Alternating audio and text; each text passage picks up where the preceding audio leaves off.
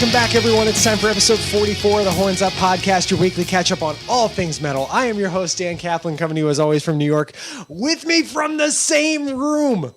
The same room. He's not in Portsmouth, New Hampshire this week, folks. It's Corey Butterworth. Corey, what's going on? Your voice just got super high-pitched right there. We have never done this properly in the same room before. No, it's always been album reviews, if that, or I guess concert reviews. So yeah, I'm. We've here never in done Manhattan. a full episode. Yeah, It's weird. It's weird to me. This is awesome. I'm excited. We just got back from a ridiculously awesome dinner at Dinosaur Barbecue down in Harlem. I stuffed my face with about 3/4 of a 3/4 rack of ribs, and many beers and many half beers, pulled pork and half beers in my case. Just wonderful happiness and old friends, and yeah, it's a good time. It's good to be back. It's been a year since I've been down here. When was the last time you were down? I probably came by for a bit before MDF last year as like a interlude kind of carryover spot. So I usually would come down and would hang out for a couple hours. Right. Before we would carry on to Baltimore. No, but that didn't happen last year because I carpooled down. I came down with Jeff. You went right down to Baltimore. It's been a little while. It's been over a year. It's been a while. So welcome. Yeah. We're glad to have you, man. Good to be back. So yeah, before we get into the meat of this week's episode, I have to talk about. I mean, I know this is a sponsor that have you even seen this week's sponsor? I have not. This week's sponsor is a doozy, so you're going in blind. This week's sponsor is, we're sponsored tonight by Date Talk, a new mobile companion to online dating apps like OkCupid and Tinder. Corey, ever find yourself hitting it off, messaging back and forth with a guy or girl on the internet or on your phone, only to meet up in person and have the conversation pronounced DOA? Sure. Yeah. Ever been looking for the right words to say to your date and realize you don't know them because you're a fucking idiot who spends his or her entire life glued to your phone, video games, or devices that aren't human interaction? Well, then Date Talk might just be for you. Download the app to your mobile device and the struggle for words will vanish immediately. When the conversation's going south, just take a quick glance at your phone and add more than 10 awesome phrases like "that's hilarious" or "so what kind of music do you like" into your real person lexicon. You can even use them in non-dating situations. And for just $9.99 a month, you can sign up for Date Talk Plus and unlock an additional 100 great phrases. Don't get stuck searching for the right words or grasping at ums. Download Date Talk today, and your days of scaring the opposite sex into quitting online dating cold turkey will be over tomorrow. Guaranteed. Date Talk is available on Android and iOS, Windows Phone not included. I kind of hope that's somehow tied to hellolet'sdate.com because that would just be the ultimate duo right there. Oh, I think it was fully inspired by Hello, Let's Date. Beautiful. I'll have to call the folks at Date Talk. They'll know more about that. They could use some material there. Yeah, it's some good stuff. Yeah, Date Talk, 100 great phrases if you sign up for $9.99 a month. Just imagine all the possibilities there. Get phrases like "How are you?" and "What do you feel like eating for dinner tonight?" Do you have any pets? Date Talk. Date Talk. Anyway, moving into our headlines for the week. Let's start off. We have, now I don't believe this has been officially confirmed yet, but we've had some rumblings around the Rockstar Mayhem tour. Rumors that it's going to be co-headlined by, Slayer and King Diamond. Not terrible. I will take that. That is better than any co-headline of Mayhem I've seen in a long time, but there's more, and it's worse. Yeah, we're looking at Hell Yeah. We're looking at Whitechapel, I believe. Maybe Devil Wears Prada. Hold on. I have my iPad right here because we're doing this. Fuck it. We're doing it live. Let's see. Rockstar Mayhem. It is a flyer leak, I think. Yeah. We had a leaked poster, or an ad mat, as they called it on Metal Socks. What the fuck's an ad mat? Sounds like a duck. Ad mat. Waterfowl. Yeah. Oh, okay. So here we go. Side stage will be headlined by deathcore standouts Whitechapel. That's an oxymoron if ever I heard one. Deathcore standouts? No. Sorry, it doesn't work. Also, Thy Art is Murder, Jungle Rot, Sister Sin, Sworn In, Shattered Sun, Feed Her to the Snakes, TOO, because that makes sense, Code Orange, and Kissing Candic. Hell Yeah and Devil Wears Prada will join Slayer and King Diamond on the main stage. I only have one question because I'm not unfamiliar with Mayhem Fest fucking up lineups over and over and over again. I'm curious with why King Diamond agreed to this. Well, he hasn't. It's been a little while since he toured the U.S., hasn't it? No, he just rolled through this past year. But before that, it had been a little while. Yeah, that's okay. That's fair. That's fair. But really, this is. We're having fun with this in case you guys aren't noticing. I am enjoying the Inception button right now. And I just missed. Guys, this is a very large Inception button that's pretty much the entire screen, and Dan missed it. Actually, it's kind of interesting because I'm going to bring up Vakken real quick because of course I am. It's been a little while since we heard you talk about Vakken. Since the last episode, yeah. King Diamond actually followed up Slayer at Vakken. Oh. So that's actually kind of an interesting tie here. They probably get along. They probably tour well together. That's all well and good. I'm sorry, but those two are not enough for me to ever think about attending Mayhem Fest. I'm sorry. King Diamond, I love you. My most recent experience with King Diamond will still remain Vakken because I cannot sit through all that much garbage. Yeah. I can't do it. I mean, if you think about it, you look at this, like, King Diamond isn't even listed as the headliner. Slayer is listed as the headliner. So King's going to get, like, what? 45 minutes? Slayer has headlined this thing, I swear, 3 or 4 times now in the last 5 years. Yeah. It seems like they're always the headline. They were the first Mayhem Fest. I swear they've done it before now at some point or another.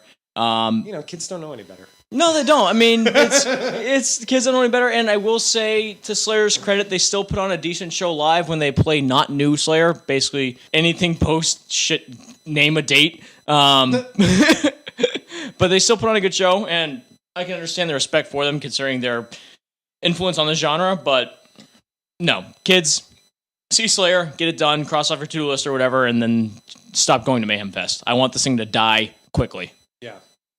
Yeah, I'm with you there. We'll take the Decibel Magazine tour instead. I'll take any other tour instead, especially true open air festivals. Yeah. Just saying. Full Terror Assault. Just saying. Full Terror Assault. We actually received an email. We talked about Full Terror Assault last week on episode 43. Received an email from the organizer of Full Terror Assault, whose name I cannot remember off the top of my head.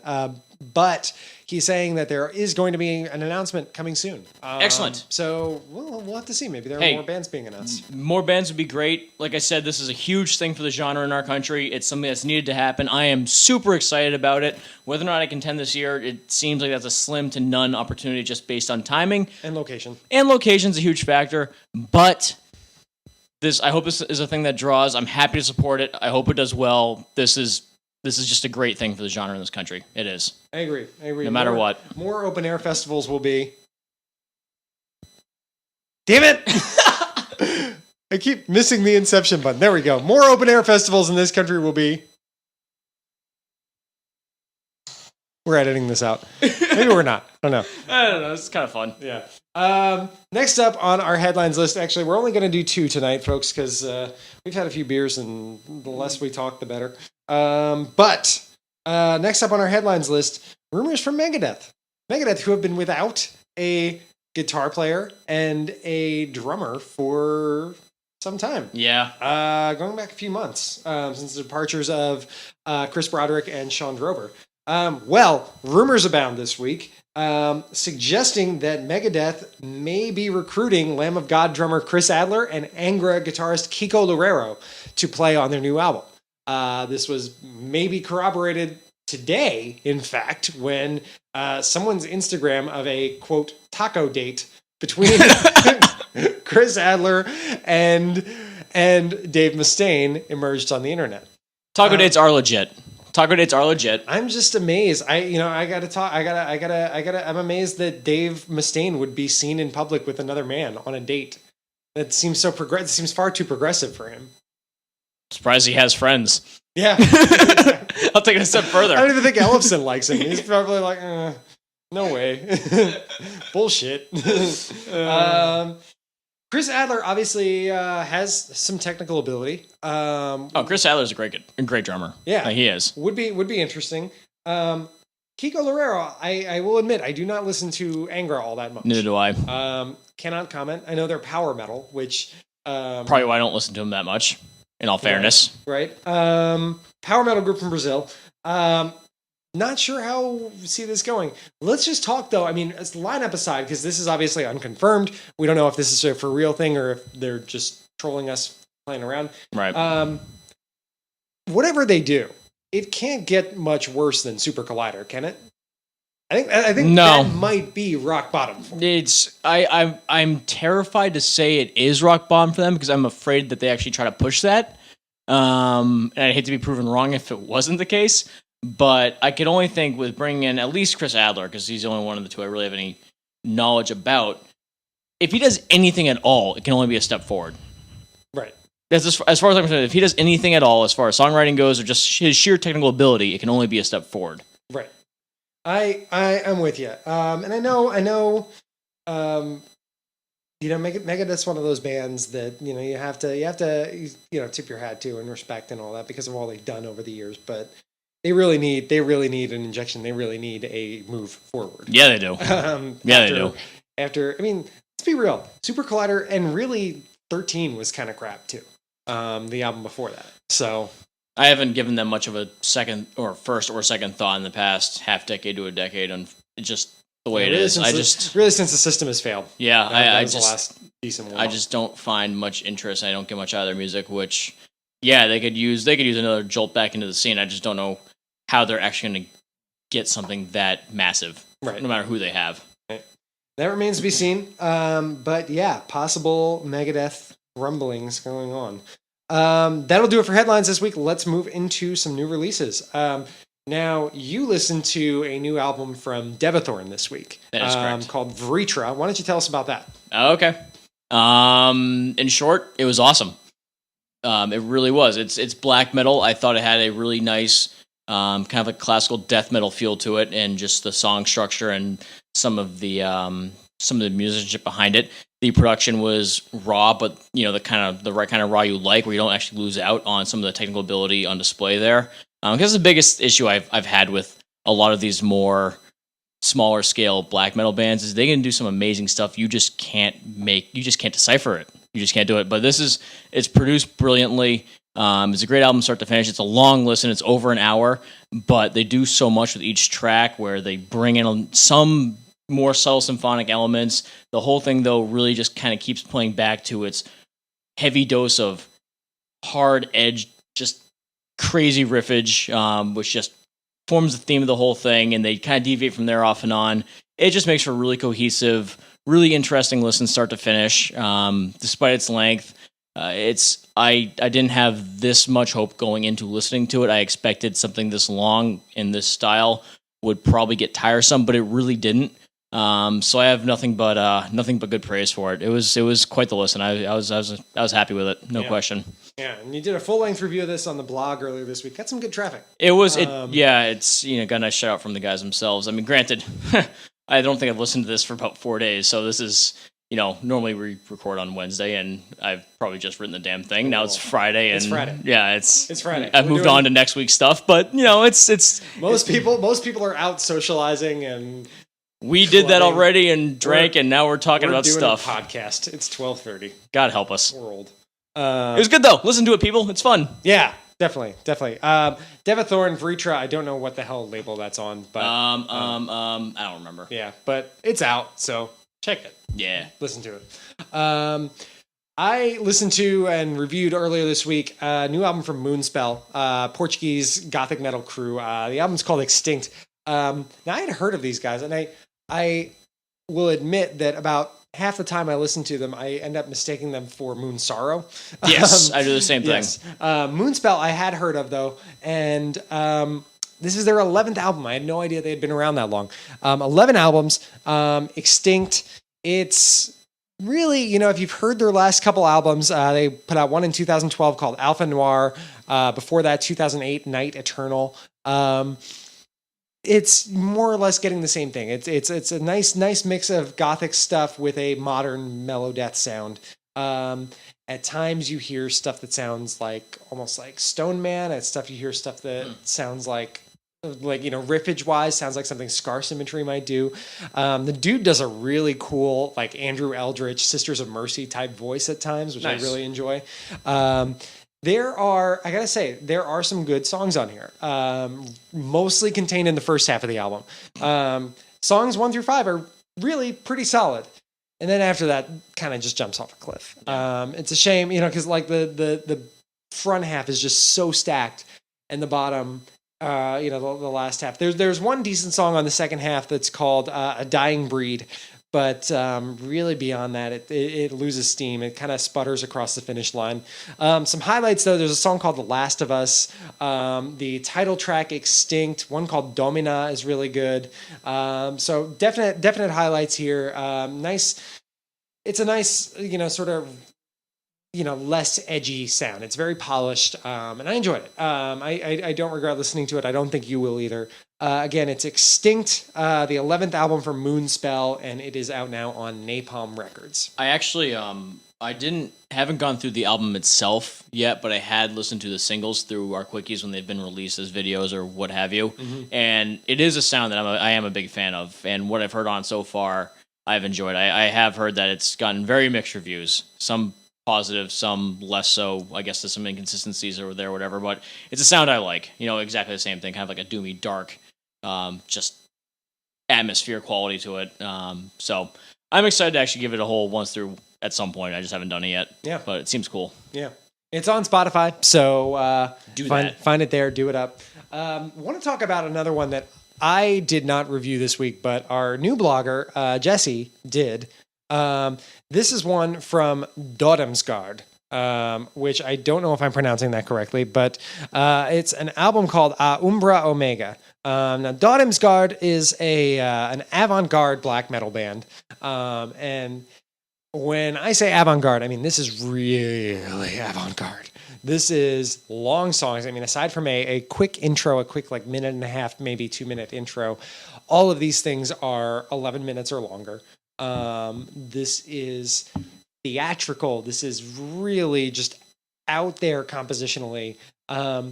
Jesse pointed out, and I have to agree with him, at times it's too out there. It feels like we have all these parts that are just jarring and different for the sake of being jarring and different, and they don't always tie together properly.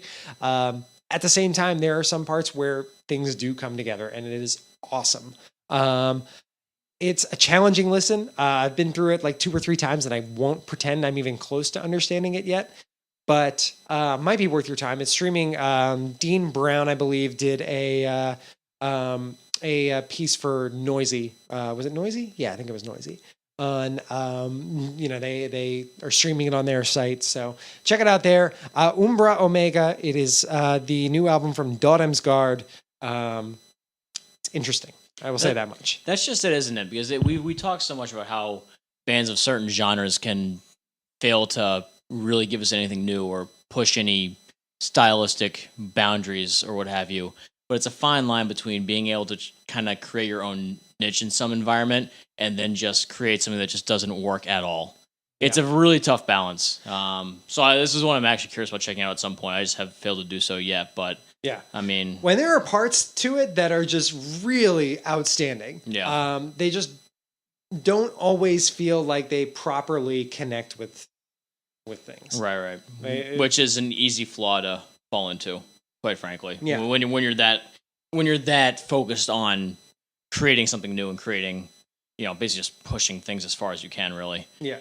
What sort of feels, if I had to compare it to anything, and I don't know if this is the right way to put it exactly, but this is what's come to mind, and I'm a little drunk, so I don't care.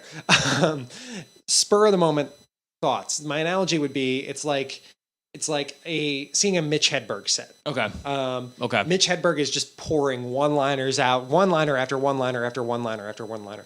They don't really always form a cohesive picture. Sure. They're cool on their own, and they're hysterical on their own. But it's not like he's telling a story or anything, like an extended story with his comedy. It's just like parts, little parts on little parts on little parts. And that's what it feels like with Dødheimsgard. And that's tough when you're looking at 11-minute plus songs, because we have a bunch of segments that work, but you have songs that are 12 minutes long, 2 + 2 = 4. Some of those songs probably aren't going to be the most cohesive. Right. I mean, that's why bands like Cretan work, because every song's 2 minutes long. They're all ridiculous, and then you move on. Exactly. Yeah. So you gotta know what you're getting into, and you gotta make sure sections go with each other. But anywho, I do encourage you all to listen to it though, because it's a challenging listen, but I get the sense while listening to it that eventually it's gonna click, and I'm gonna enjoy it. So right. Give Give it a spin. Umbra Omega.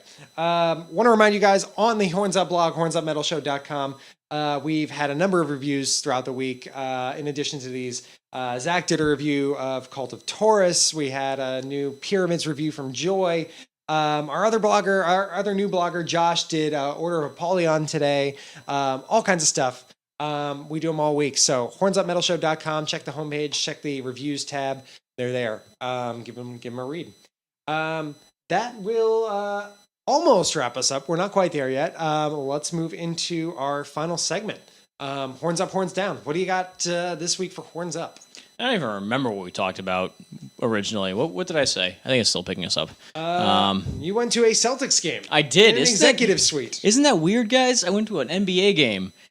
You? Nah. Actually, you're right. It was not my choice at all.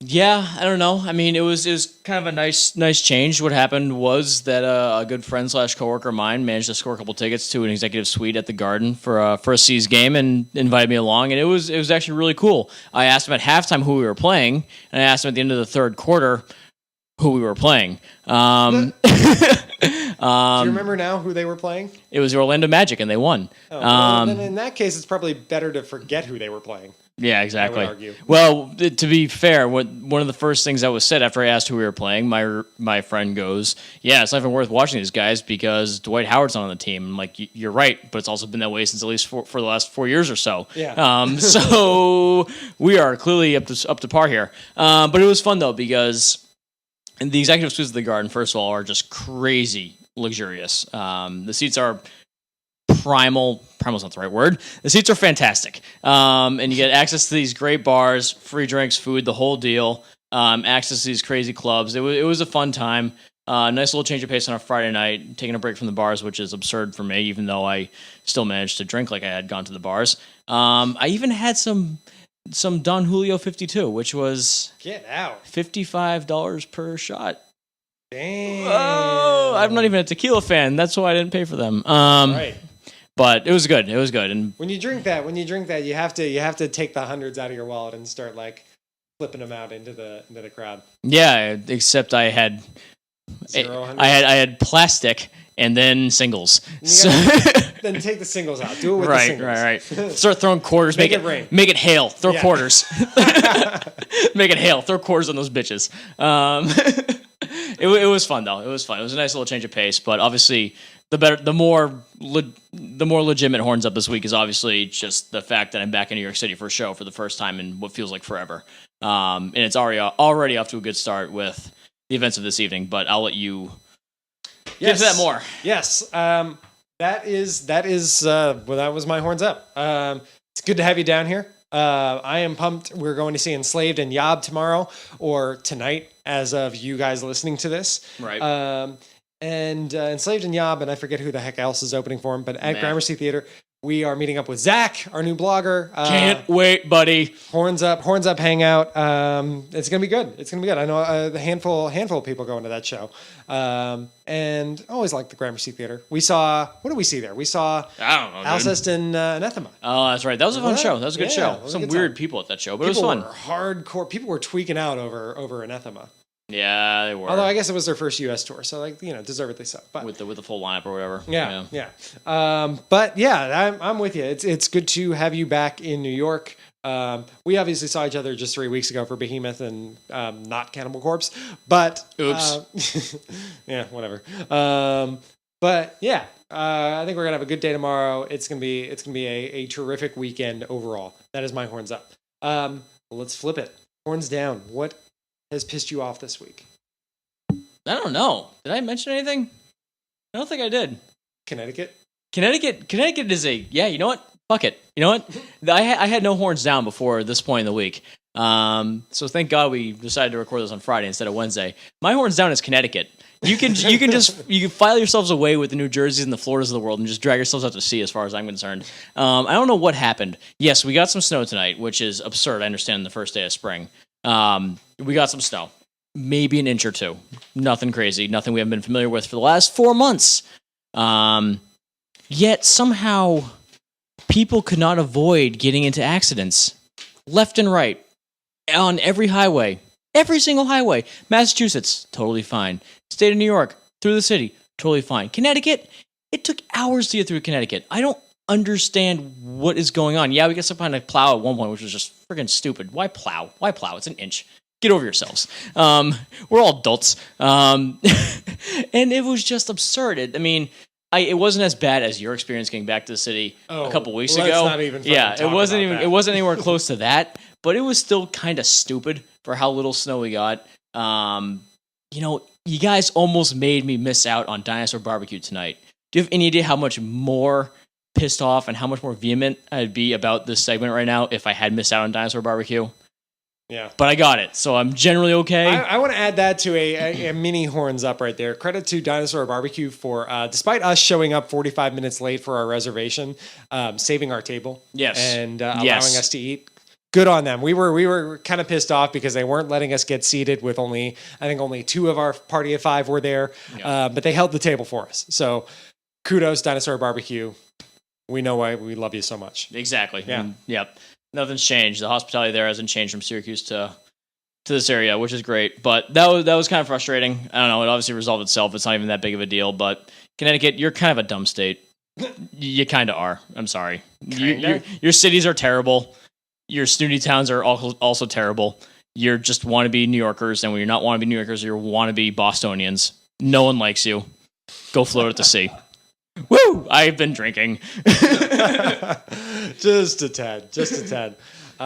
Very good. Very good. My horns down for the week. I want to talk about Netflix for a bit. And before y'all start screaming blasphemy at me, I love Netflix. Okay.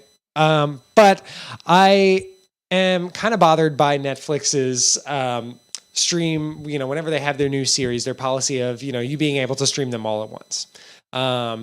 I say this because last weekend I came across their new show, The Unbreakable Kimmy Schmidt, which has Ellie Kemper from The Office. It has Tina Fey as a producer, executive producer, I believe, on the show. Jane Krakowski is in it. It's like a really funny show. It's about this girl who is trapped underground in a silo after having been kidnapped by a sick preacher, and then she moves to New York and tries to make a life. And it's really funny. It's like a fish out of water type thing. And it's addictive. And I watched it last night. I got home. I was like, let's watch an episode or two. An episode or two turned into 10. I was watching from 9 p.m. to 2 a.m. consecutively. And then I got up the next morning and I finished the remaining 3 episodes.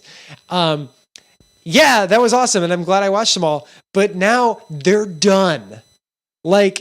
I'm not going to get another new batch of episodes for this for a year. Why? I'm so frustrated now. It's like, what the fuck do I do now? I think of how Yahoo Screen is doing it. And I look at Yahoo Screen and their lone, quote, original series is Community at this point. They picked up the 6th season of Community.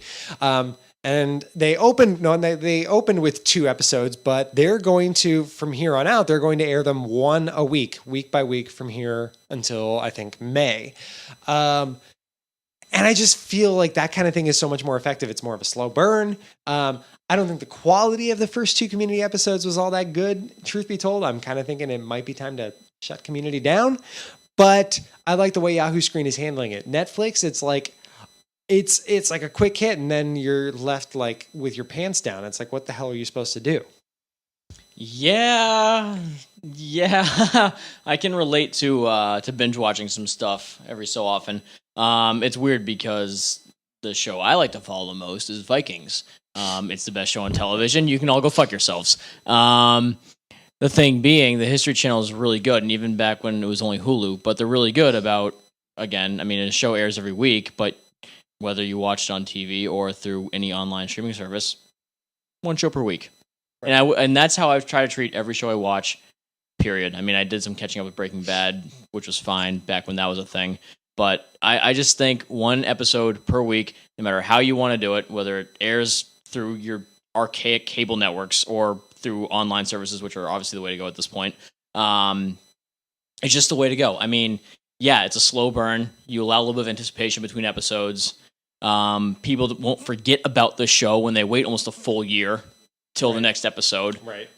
It's just a better way of doing it. I don't care if Netflix has their own series or whatever; they can throw them all up at one time if they want. But it still just makes more sense to intermittently release episodes. Yeah. It does. Yeah, and I don't mind when they release entire seasons of older shows. After the fact, after the fact is one thing. Yeah, because catch up is a lot easier when you can do it all at once. Right. But for new shows, it's just I feel like it's almost.